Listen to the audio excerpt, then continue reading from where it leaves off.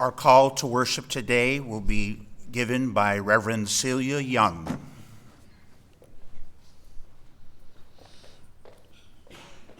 Good morning.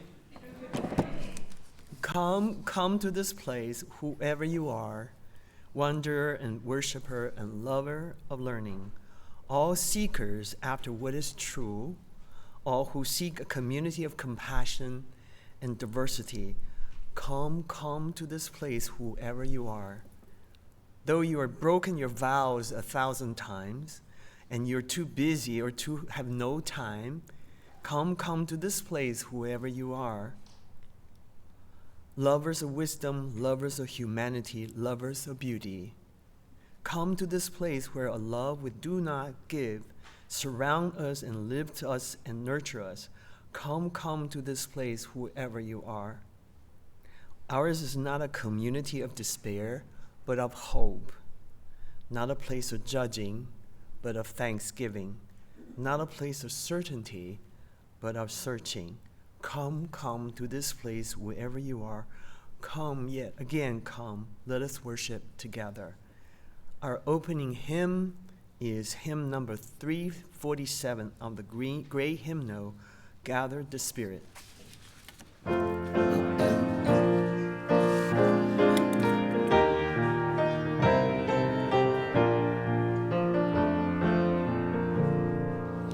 Gather the Spirit, harvest the power. Our separate fires will kindle the flame. Witness the mystery of this hour. Our trial in this light appear all the same.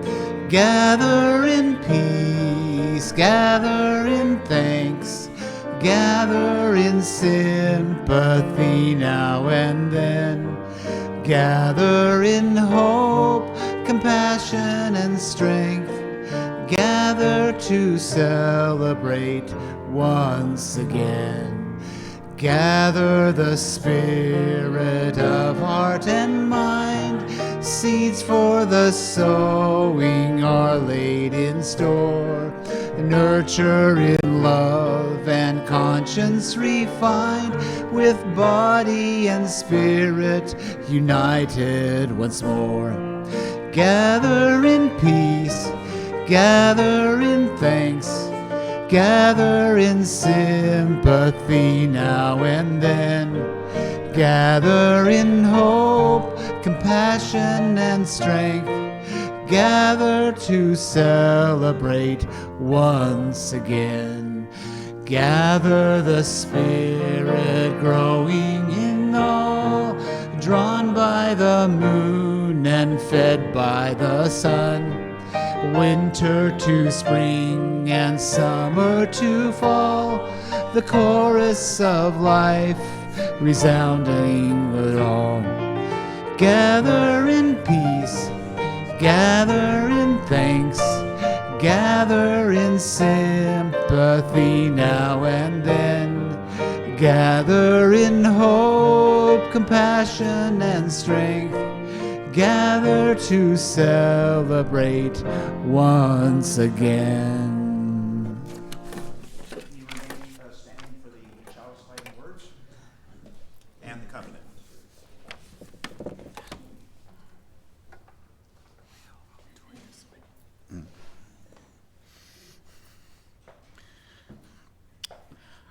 8 Principles in Action by Keakeali Bordner.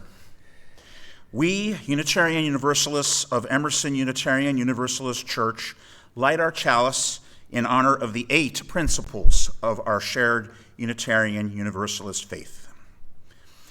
The inherent worth and dignity of every person means respect guides us all in our interactions with anyone. Justice, equity, and compassion in human relations is determined by those without the privilege and power to establish the frameworks from which these are received. Acceptance of one another and encouragement to spiritual growth in our congregations requires all to actively engage in ensuring conditions are supportive for all to thrive. A free and responsible search for truth in meeting is a challenging ever-changing, all-encompassing call we must all answer. The right of conscience and the use of the democratic process within our congregations and in society at large is about inclusive structures and communities that provide space for all. The goal of world community with peace, liberty, and justice for all can only be reached through intentional collaboration for all. Respect for the interdependent web of all existence of which we are a part asks us to remember that each and every creature is an embodiment of the love of the universe, and each of us must act accordingly. Journeying towards spiritual wholeness by working to build a diverse, multicultural, beloved community by our actions that accountably dismantle racism and other oppressions in ourselves and our institutions must be led by those who have been harmed by these and who have a vision for the future. We will now recite our covenant in English and in Spanish. Love is the doctrine of this church. The quest for truth is its sacrament, and service is its prayer. To dwell together in peace, to seek knowledge in freedom, to serve humanity in fellowship, thus do we covenant. La doctrina de esta iglesia es el amor. La búsqueda de la verdad es su sacramento. El servicio es su oración. Vivir juntos en paz. Buscar el conocimiento en libertad. Servir a la humanidad en comunión. Este es nuestro pacto. You may be seated.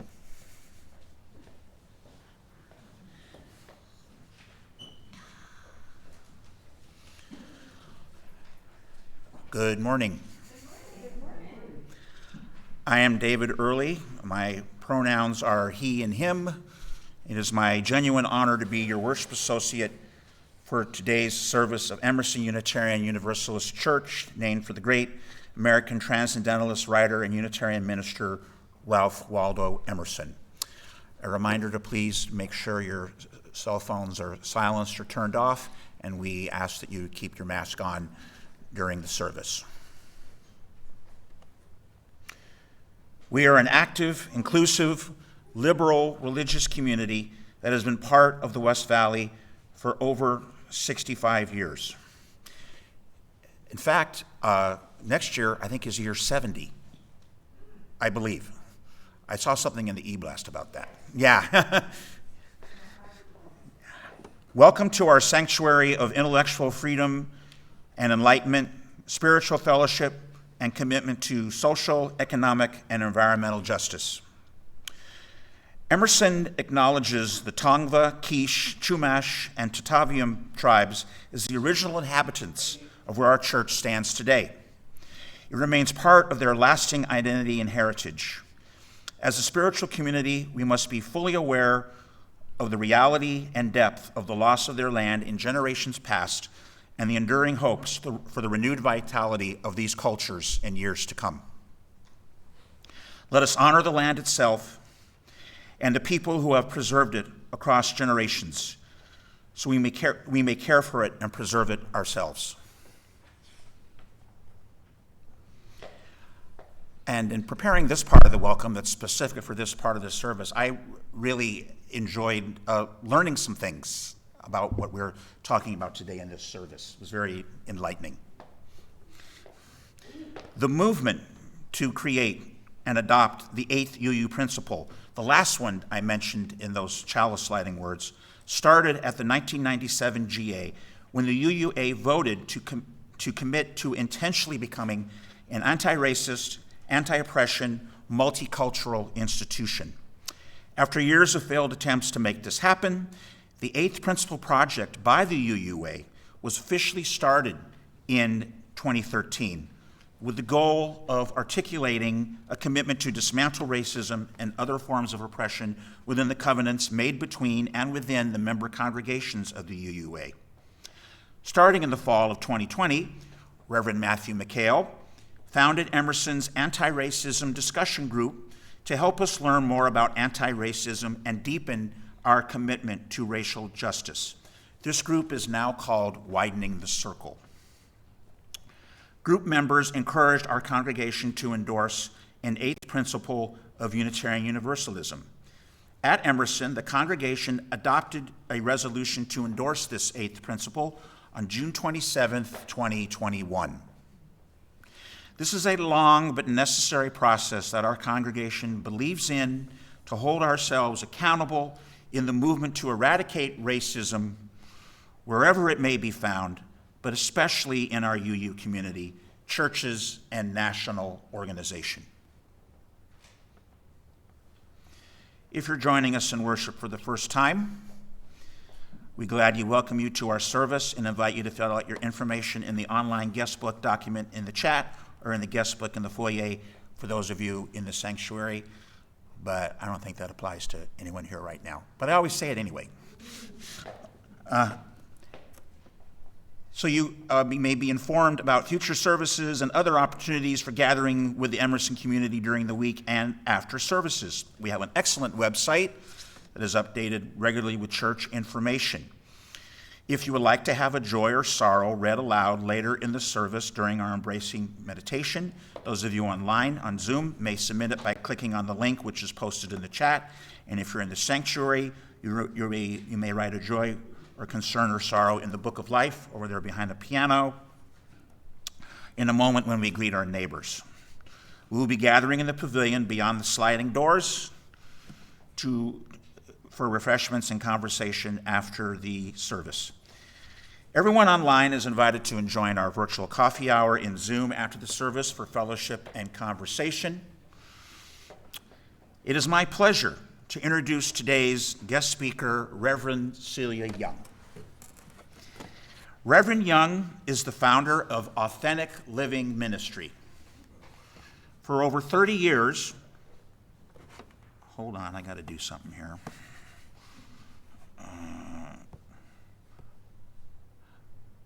This little keyboard pops up when you don't want it to. Sorry about that. Wish there was, I got to learn not to touch something that makes that happen. Sorry about that. Okay. She's used her life's experience in her consulting and coaching work to achieve social justice in Fortune 500 corporations worldwide. She has coached and developed individual leaders and work teams to follow their North Stars, preserve their integrity, and become who they truly are. These leaders and employees have become courageous enough to speak their truth, stand on their highest principles, and to help change their organizational culture to value and nurture the diversity, equity, and inclusion of their people. Looking toward the last quarter of her life, Ms. Young has expanded her ministry and spiritual activism from the workplace into the larger society, where she helps heal the traumatized and suffering, mend the broken human spirit, and restore the basic goodness of humanity. Besides being a leadership and life coach and spiritual activist, Ms. Young is also an inspirational speaker. Ms. Young has a BA in Business Administration, an MBA in Marketing, an MA in Counseling Psychology, and a Master of Divinity equivalent. She is also an ordained interfaith chaplain. This is her first time preaching with us, and we're very glad to have you here. And now, in the spirit of fellowship and community, let us spend a few minutes greeting our neighbors.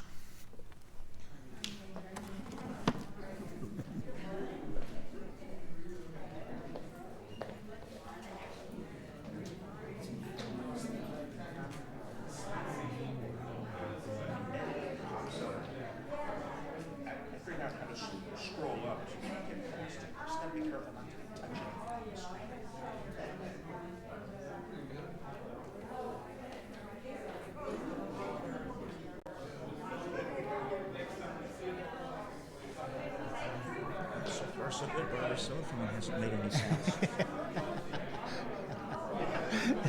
You never know. I'll follow.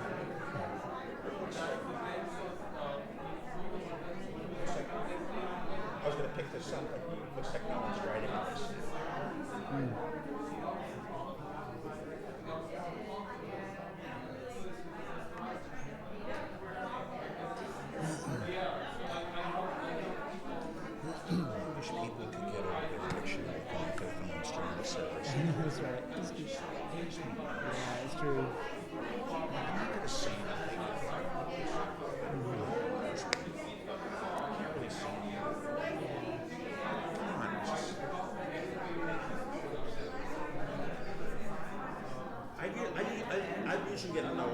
We just revived, I'm going to say early this year, maybe? Early this year, I think. Maybe in February or March. We let go for a while.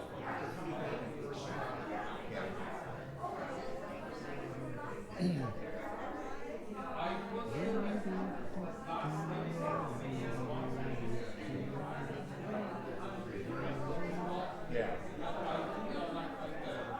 I was reading her bio. They were talking about the music. Maybe they got to do that again. Oh, yeah. Something has the multiplex. So people can listen. I can't do that. Can't you? I can't be on my phone and listen to what's going on. It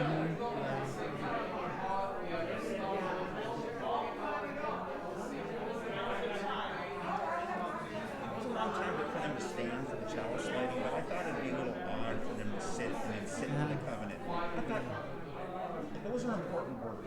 That's right. Principles. It's about that love principle. Yeah, that's right. Yeah.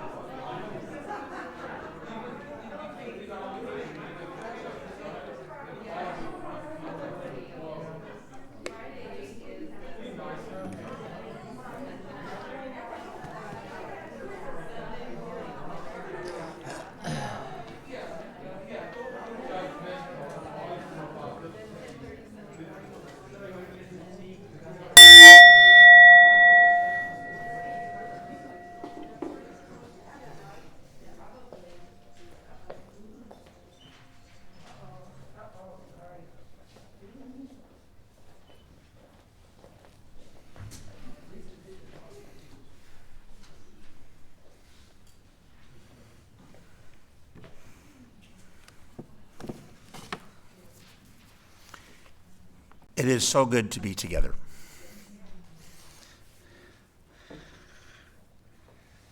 Now, we're not going to have a story for all ages.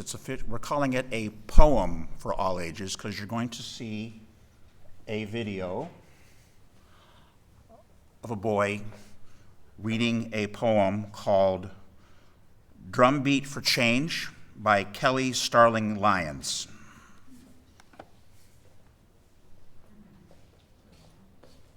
Hi everyone, I'm E-Train, and today I'm going to be reading a beautiful poem from We Rise, We Resist, We Raise Our Voices, an amazing anthology. But this poem is incredibly special. Not only is it super profound, but the author of it, Kelly Starling Lyons, is my next author interview on E-Train Talks. Woo! So to get us in the excited mood for our chat, I'm here to read aloud this incredible, just amazing poem. Drumbeat for Change. This world feels upside down sometimes, like a twisted house of mirrors where people in charge are bullies, where protesters of racism are pummeled, where being who you are can put your life on the line. What do we do with the worry, the hurt, the rage? We turn it into something bigger than us. We turn it into change. Together we are a mountain no one can destroy. Having faith doesn't mean we are fearless. It means we believe and press on. Toward love, toward equality, toward a safer, stronger future. We press on and stay true to what we know is right. Throughout history, kids like you were right there, with picket signs and petitions, with heart and humility, with bravery and brilliance. They changed this world for the better, and you will too. Tell your story to anyone who will listen, to hear it yourself. You matter. You matter. You matter. The drumbeat of hope will always drown out howls of hate. Can you hear it? Can you feel it? Say it with me and believe. I matter. I matter. I matter. Beautiful you, I am in awe of all you are and will be. When you feel angry or afraid, remember what you hold inside. Kindness, courage, compassion, the power of people who made a way out of no way, who persevered and toppled injustice, live in you, always. March to that drumbeat of hope. March and know you are never alone. Standing up and speaking out, pressing for justice. Having each other's backs, we will create change.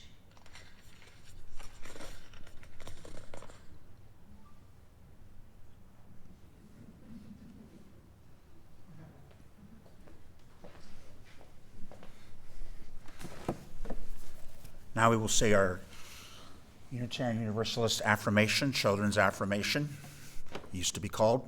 You can do the hand signals along with me.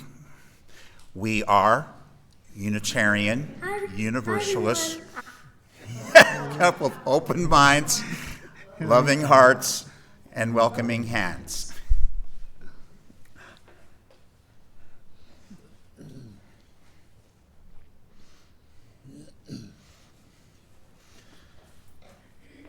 As part of our commitment to serve our community, we share, gosh darn it. It's no matter of the song, sorry.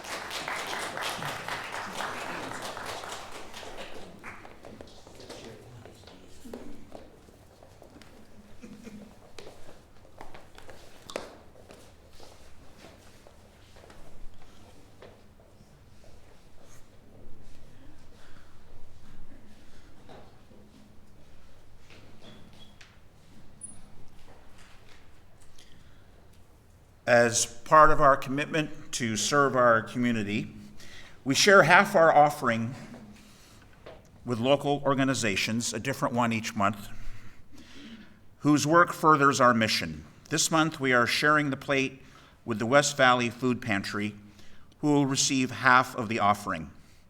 Emerson is a founding member of the coalition that formed the West Valley Food Pantry in 1985. And the needs of the community have grown dramatically in the last few years, with the West Valley Food Pantry serving around 10,000 people who are food insecure, including people who are homeless, families, and elderly people living on a fixed income, providing them not just with food, but also basic necessities and support services. Donations can be made using the Breeze app or at donate.emersonuuc.org and by selecting Sunday offering. If you're making out a check, make it payable to Emerson UU Church and write "share the plate" in the memo. If you would like to make a payment on a pledge, please write "pledge" instead. When we give, we say yes to something we truly value. With these gifts, which we have freely given and gratefully received, we say yes to the values of our faith. May these gifts help us practice Unitarian Universalism within and beyond our church. We dedicate these gifts to the values and the vision we share. The offering will now be gratefully received.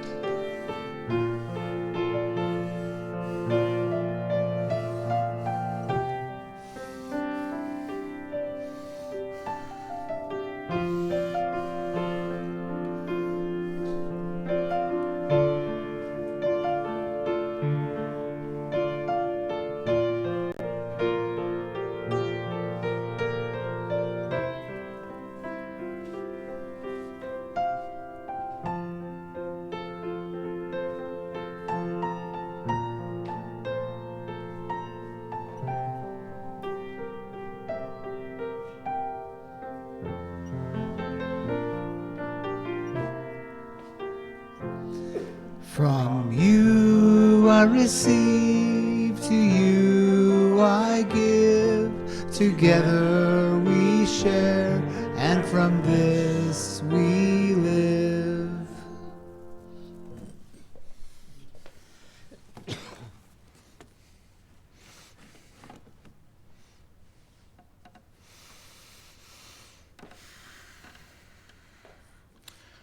Today in our written book of life, please send healing to Karen Matthews, Melissa Marote's mother, who had heart valve replacement surgery on Thursday.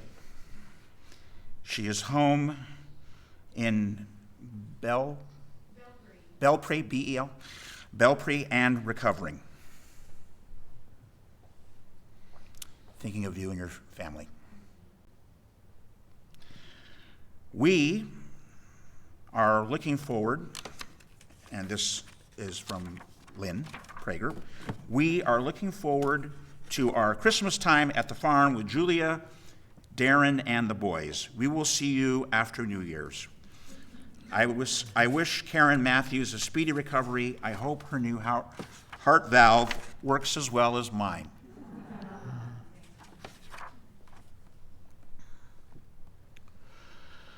When we gather here on a Sunday morning, each of us brings the sorrows and joys in our hearts, in our homes, our communities, and our world. If there is a person you are holding in your heart, please say his or her name aloud after I ring the singing bowl, so we may send loving kindness and positive energy their way. We open our worship to all that life brings, and we set aside this time to bring these pieces of our lives into this space. In a moment, I will ring the bowl, and you will be invited to speak into this space the name of a person or place, a memory or milestone you may be holding within you this morning.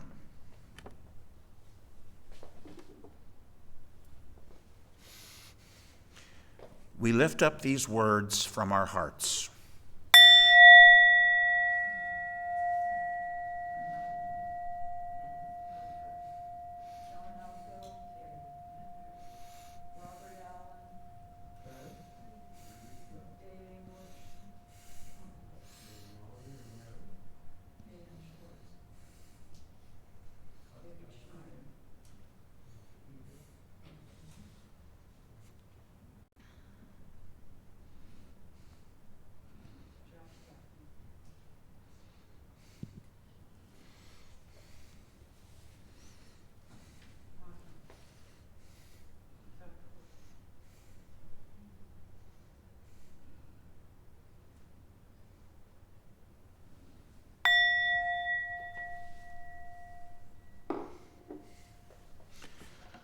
and let us hold gently in our hearts those thoughts that are too fragile or personal to be spoken aloud as we join together in silence.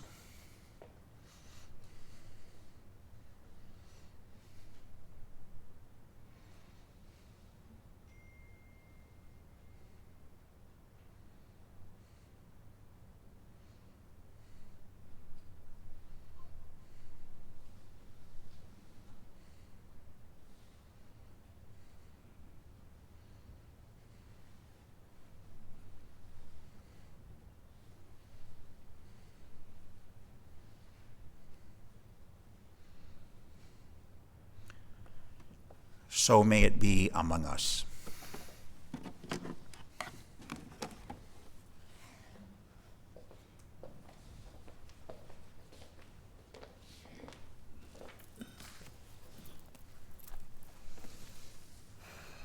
To lead to our meditation this morning, I will share with you a poem by Langston Hughes. The title is I Dream a World. I dream a world where no man will scorn, where love will bless the earth, and peace its path adorn.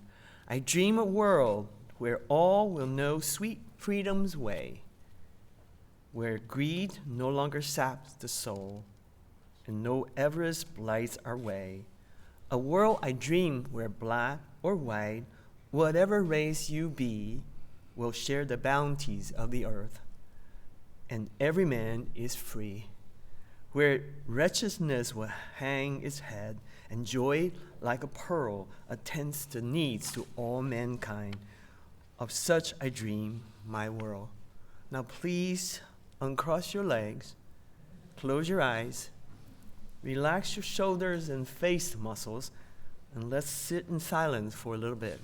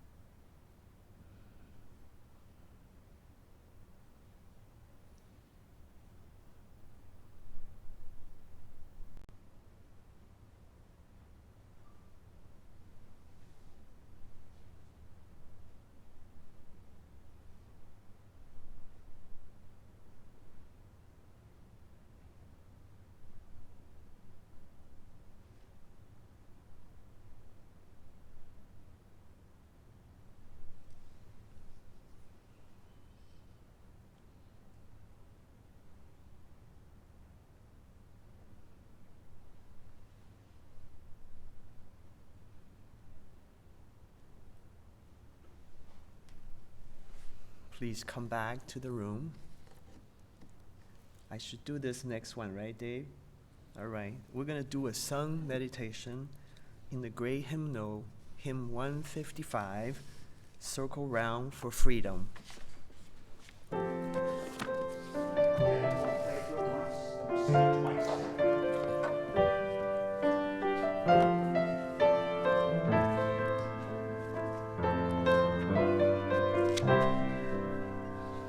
Circle round for freedom, circle round for peace, for all of us imprisoned, circle for release, circle for the planet, circle for each soul, for the children of our children. Keep the circle whole. Circle round the freedom, circle round for peace, for all of us imprisoned. Circle for release, circle for the planet, circle for each soul, for the children of our children. Keep the circle whole.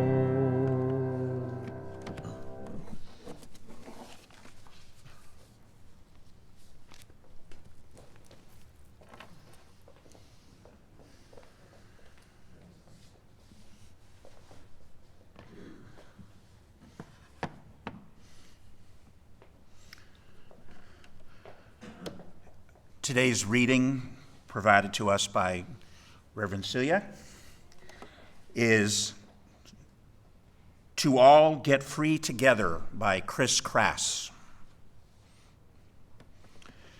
To become an anti-racist faith community, the key question for a white majority community is not how do we get people of color to join our faith community. It is instead, how can we make a prolonged, spiritually rooted, engaged commitment to uprooting white supremacy within our community and take ongoing collective action to challenge it in society. Our goal is not to have white people sit alongside a person of color so as to affirm that those white people aren't racist. Our goal is to build and be part of a beloved community united to end structural oppression and unleash collective liberation in our faith communities, schools, neighborhoods, workplaces, and throughout society. Our goal is to join hands across the divisions of racism in our faith and in our communities and affirm the humanity in each other. Our goal is to join our hearts and minds to the task of destroying white supremacy in every worldview, policy, law, institution, and governing body.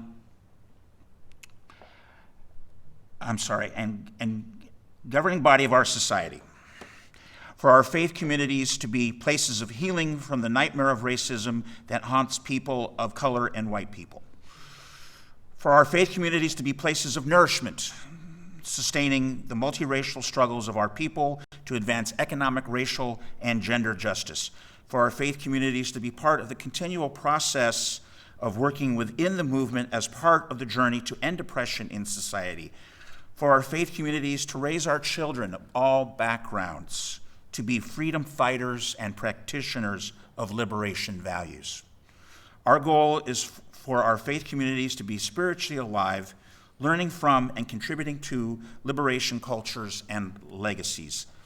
For our faith communities to be welcoming homes for people of all colors, sexualities, classes, ages, abilities, genders, and citizenship statuses.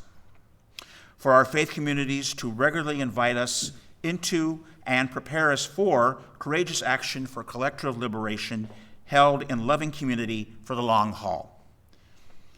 May our faith communities be active agents in the world to help us all get free together.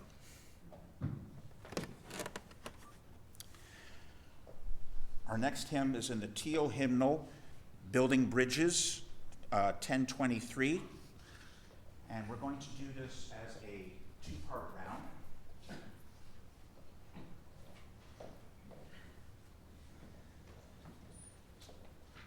We'll sing the whole thing together once, and then I will lead this half of the congregation, including the back row, to come in at the beginning, and then Eloise will lead this half, and the choir, everyone sitting over there, coming in at the right time to have the round happen. And we'll do it till it feels like the time to stop. We don't know yet. Okay.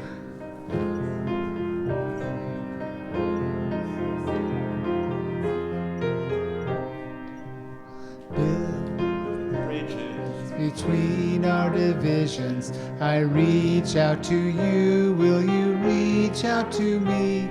With all of our voices and all of our visions, we friends, we should make such sweet harmony. Building bridges between our divisions, I reach out to you. Will you reach out to me? With all of our voices and all of our visions, friends, we should make such sweet harmony. Building bridges between our divisions, I reach out to you. Will you reach out to me? With all of our voices and all of our visions, friends, we could make such sweet harmony. Building bridges between our divisions, we reach out to you. will you reach out to me? With all of our voices and all of our visions, friends, we could make such sweet harmony.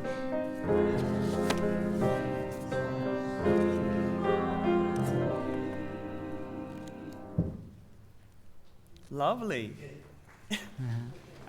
I never know when to stop. Just go on and on. Yeah. Well, to follow this month's theme, pluralism, this morning my topic is kind of provocative. Please be prepared to keep your mind open for some challenges. We UUs take pride in our conviction to fight for social justice in the world. Social justice simply means a fair and equitable division of resources, opportunities, and privileges in the society. With our knowledge and our history, we UUs cannot help but feel righteous. Some of you may even think I'm here preaching to the choir. The question is, are we done yet? Even if we truly follow our first principles that respect the inherent worth and dignity of everyone, we still have so many problems achieving equality among different races, genders, sexual orientation, gender identities, and socioeconomic classes in the world. Pluralism is much more than embracing differences, because many of these differences have different impact in our lives. Social justice sounds simple as a banner at 30,000 feet level. It is very hard to achieve on the ground. I'm here to congratulate you as a congregation that has actually endorsed the UU 8th principle. My own congregation hasn't done it yet. So we're way behind. So we're still arguing. So, which is the UU's brand? We argue. The question is, now what? What are you planning to do so that this principle doesn't become another banner? To practice this principle, how have you changed as an individual? And how has your congregation changed? To fulfill our covenant, we need to first examine if there is any resistance to change. Perhaps some of us may still wonder what the difference is between Black Lives Matter and All Lives Matter. The question is, have we fully followed the 7 principles and achieved All Lives Matter in our daily lives?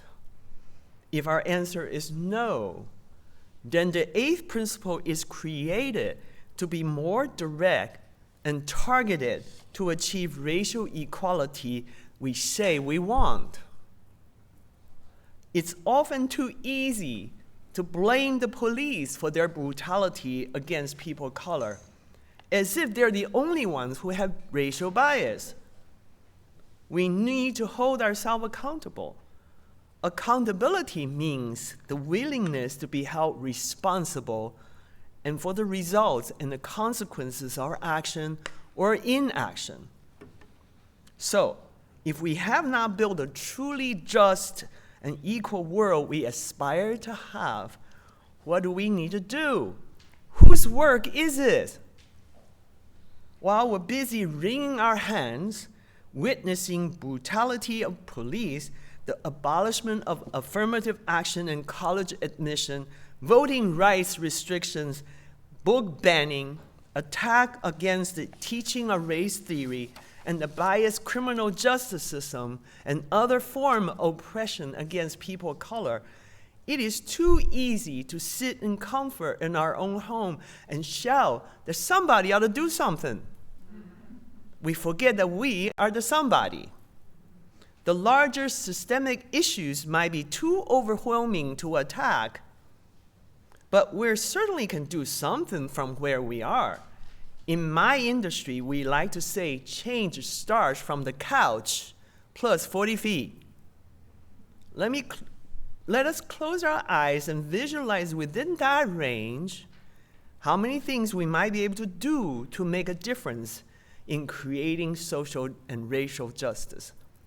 The work starts with us and our congregation.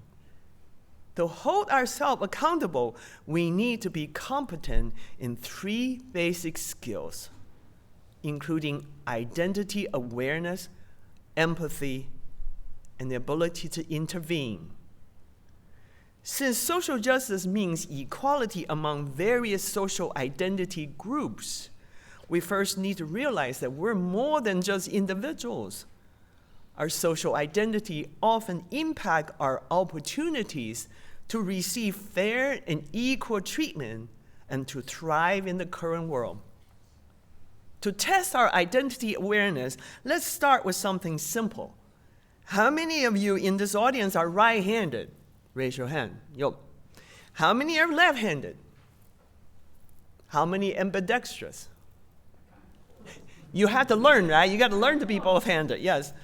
I want to ask the right-handed people, including myself, what do we think about? How much do we know what's it like to be right-handed people?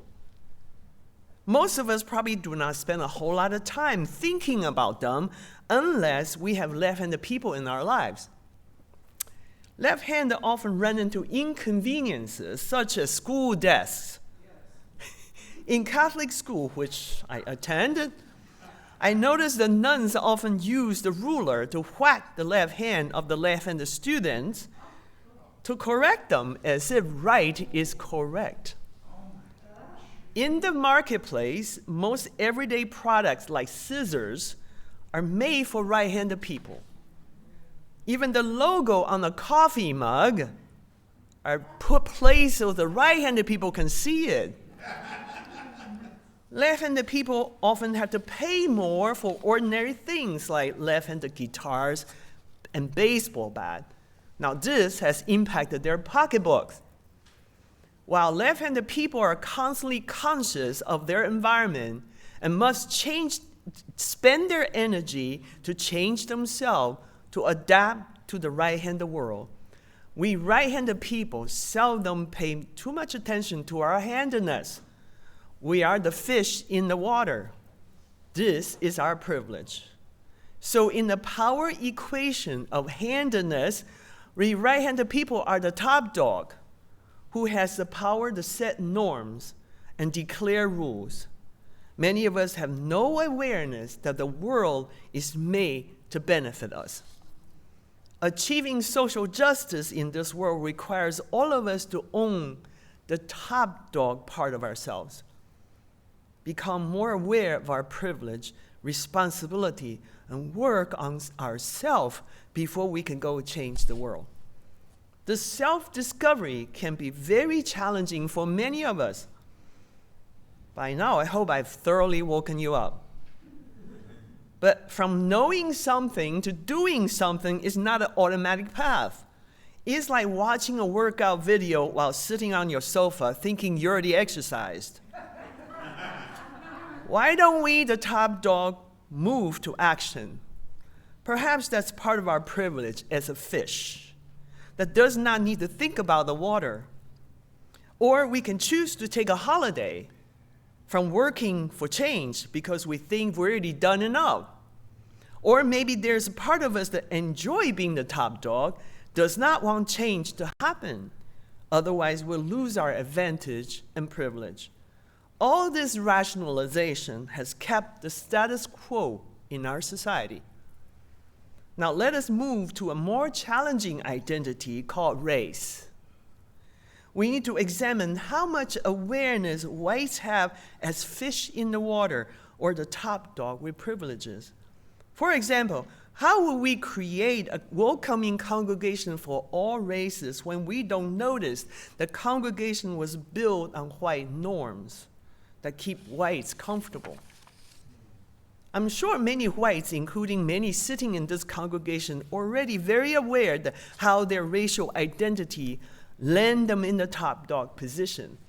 But if there are still many more whites out there who continue to refuse to own their white identities and deny their white privilege, and some people of color will not draw attention to this issue either, we have a long way to go to achieve racial justice and equality. For those who only see themselves as individuals, they believe we already have equal opportunity to strive in this society. This perception runs contrary to the painful reality. We may not even need to go back to examine how slavery helped build wealth for whites in this country since 1700. Let us just remind ourselves that at the end of World War II, the government provided a GI Bill for veterans to apply for scholarship for school and loans to buy a house. But this benefit was only for the white veterans.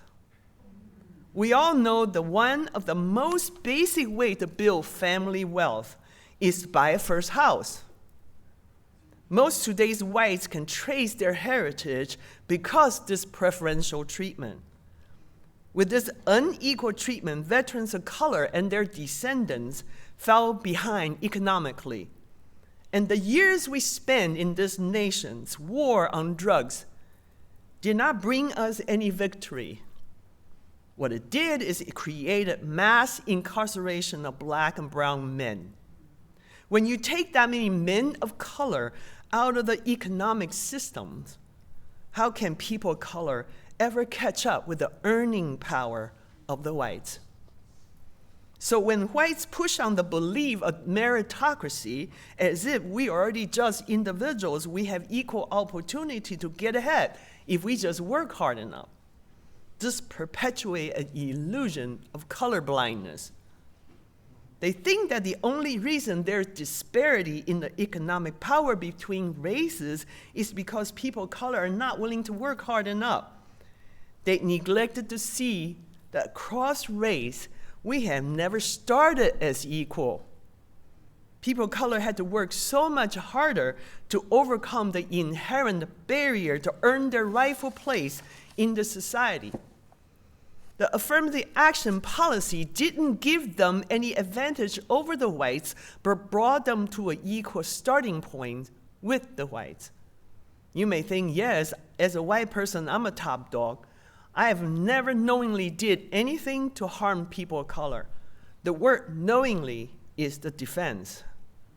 I don't doubt most people never intend to harm anyone, but we have a lot of unconscious bias that have baked into us that we do not know what we do and say have harmed people. Let me give you an example. Remember the time when you as white children travel in the car with your parents through certain neighborhoods. They urge you to lock the door. No one explained why. That image stays with you and gets buried in your unconsciousness. You never know how this unconscious racial bias has impacted your adult behavior. From long ago, many whites believe people of color are not fully human, so they can discriminate against them, abuse them, buy or sell them as commodities, or kill them. This is how baked-in prejudice was used to create unjust system that oppress people of color. Talking about race makes both whites and people of color uncomfortable. We can choose to go back to sleep, but nothing will change. Staying awake can be painful, but necessary. Some of you might be full of judgment, blame, denial, shame, or guilt. Back in May, I took a Buddhist pilgrimage to Alabama, where we traced the roots of civil rights movement. Several white participants started the trip full of guilty feelings and trepidation, but they were profoundly moved by the faith and love demonstrated by some of the surviving black elders who, by risking their young lives, participated in the march from Selma to Montgomery, rallying for voting rights in 1965. You might think I'm picking on whites. Yes, I am. Because if we want to make this a more just and equal world, we need to leverage our power and privilege. In the work on race, the white folks have more power and privilege they can leverage to change the world instead of getting stuck in pain, guilt, and shame. I like to see well-meaning whites use these emotions to mobilize their spirit and leverage their top dog position to make change happen. Please do not let people of color fight for racial justice alone. We need to commit to letting our hearts break open to own this experience and have a spiritual awakening to support all the hard work we'll do. Along with our identity awareness skills, we need to develop empathy. The skill is about fully standing in someone else's shoes. To practice this skill, whites need to have enough courage to engage people of color and find out how their experience is different from yours and how they are often disadvantaged just because of who they are. True empathy happens when you practice active listening. Be fully present and quiet down the chatters in your head so that you could take in people of color's experience. True empathy requires you to keep your heart wide open. When practicing active listening, we need to avoid certain trap I call conversation stopper. When you step into any of these traps, you will make the underdog feel shut off as if their experience is not important. I'll share just a few. The first one is called PLE, perfectly logical explanation. A lot of folks in this room, very intellectual, we love to go there, analyze it to death. This is when the top dog runs back to our heads and try to explain away the underdog experience so we don't have to acknowledge the injustice. The second one is advice giving. We use should often, such as when we say the underdog should wordsmith or change the way they tell their stories so that we don't have to feel blame, guilty, or uncomfortable. Some of us are still arguing they don't like the language that's said in eighth principle because they think they need to wordsmith better. The third trap is problem solving, where we often unsolicited solutions. Additional trap can happen when we say, if I didn't see it, it didn't happen. Or it happened to me too. Just to prove that their experience is not that unique. All these traps cause the underdog to shut down and become invisible. As whites have developed enough identity awareness and empathy, they will have established a habit of looking through the race lens, putting race issue on their radar screen. We like to say, if you don't see the injustice, you can't fix it. So this is when you're ready to practice the third skill called intervention. Using white power and leverage to take a stand, advocate, and become true allies for people of color. This is when you see something or hear something, you need to say something or do something. Staying silent or inaction is a form of collusion with the status quo. Intervention doesn't necessarily mean confrontation or going out on the streets and rally and protest. Intervention is an action that interrupt inappropriate behavior even just for a moment. Acts of intervention can including just naming what is. Means that you could tell people that you notice what they said and did. Second one is inquiry. Means once you saw that, you say, I wonder do you understand that? Can you explain your behavior? The third one is describing impact. When we point out how a person's action can actually hurt someone. To take a stand, when you witness injustice, you need to tell the truth. Truth-telling often takes courage because you will run the risk of challenging the old status quo. Let me share an example of intervention. Years ago, I worked for a major corporation. Out of the entire sales force, there were only 2 people of color, an Asian man and me. we noticed we were the only two people excluded from a department-wide project that would provide visibility for our talents. As people of color, we were used to being passed over and not complaining. But a white woman colleague saw that, so she shared their observation with our white woman boss and asked for explanation. Because of her intervention, our boss finally included us in the project. No doubt, Wes and I could have spoken up for ourselves, but when a white person was willing to step in and intervene, their white membership can often make more of an impact without being accused of having a chip on our shoulders if we people of color have tried it. In any situation where there's a social inequality, this is how Top Dog can put their identity power to positive use by equalizing the playing field. We may not know how much difference our intervention has made, but taking a stand, making an intervention, is the path to developing our spiritual wholeness. When we have practiced all three skills long enough, we'll be able to make a difference in everyday justice.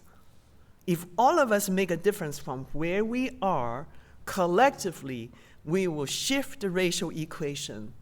This is how accountability happens. Having explored enough of Top Dog of white identity and the work whites need to do, I would like to talk about the underdog experience. For survival, people of color like me often make changes or hide part of ourselves to live in the white world. We have learned to follow the rules set up by white folks. We might have been very successful adjusting ourselves to the white way. Our assimilation often causes us to lose a part of our authentic selves. Sometimes this price is too high.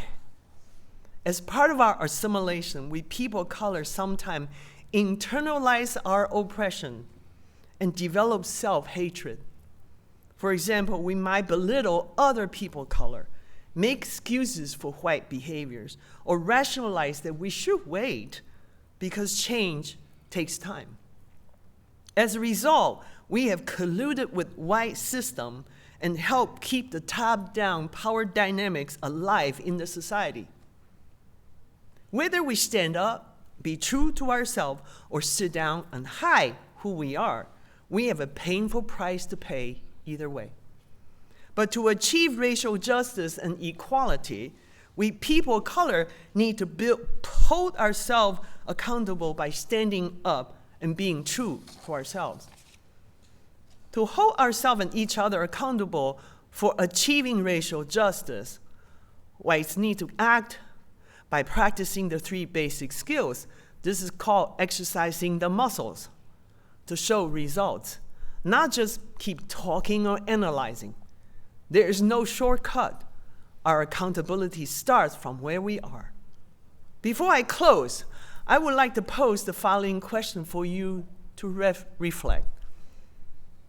As a white person, how much are you aware of the advantage and privilege and power your group has as a top dog?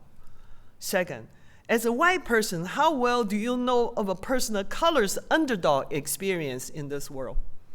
The third, as a person of color, how much have you assimilated? How much price have you paid to survive in the white world?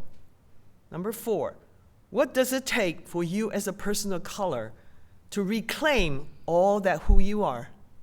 Number five, what does it take for whites as top dog to start practicing the three skills to create a racially just world in your everyday life? This is the work we need to do if we want to be true to the eighth principle. Shalom, Amen, Namaste, and blessed be. The closing hymn is Answering the Call of Love in the Teal hymnal number 1014.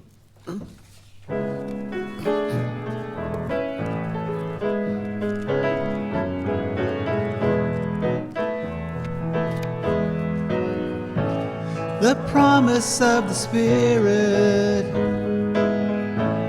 faith, hope, and love abide. And so every soul is blessed and made whole. The truth in our hearts is our guide. We are answering the call of love. Hands joined together as hearts beat as one. Emboldened by faith, we dare to proclaim we are answering the call of love. Sometimes we build a barrier to keep love tightly bound, corrupted by fear, unwilling to hear, denying the beauty we found. We are answering the call of love. Hands joined together as hearts beat as one. Emboldened by faith, we dare to proclaim we are answering the call of love. Sorry. A bright new day is dawning, when love will not divide. Reflections of grace in every embrace, fulfilling our vision divine. We are answering the call of love. Hands joined together as hearts beat as one. Emboldened by faith, we dare to proclaim we are answering the call of love. We are answering the call of love.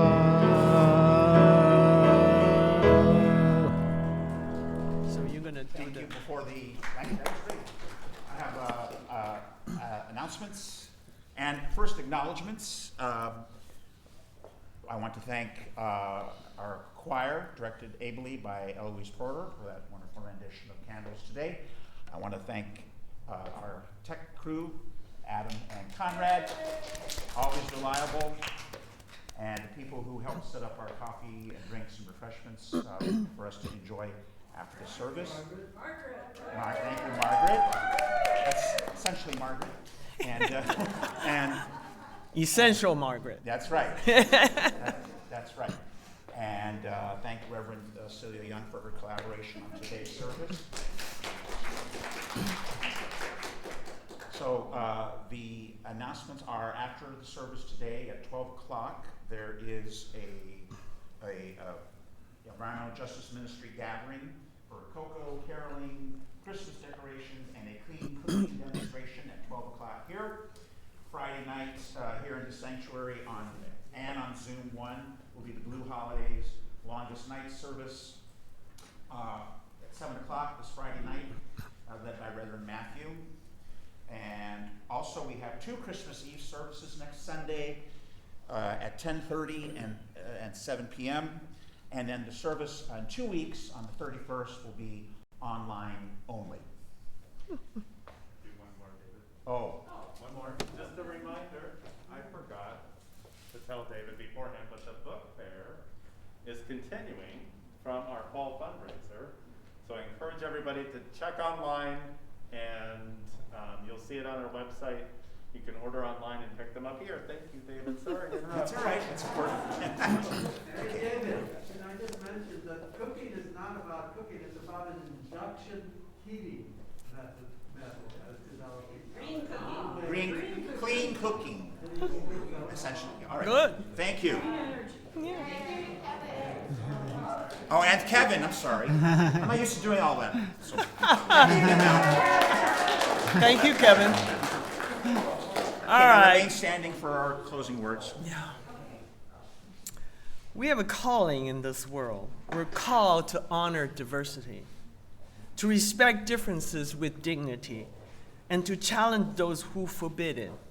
We are people of wide path, and let us be wide in affection and go our way in peace. Amen. Yay. That's fantastic. Thank you very much. Well, just let me know Yeah. whenever you We need like it. to have guest preachers. lectures come about once a year.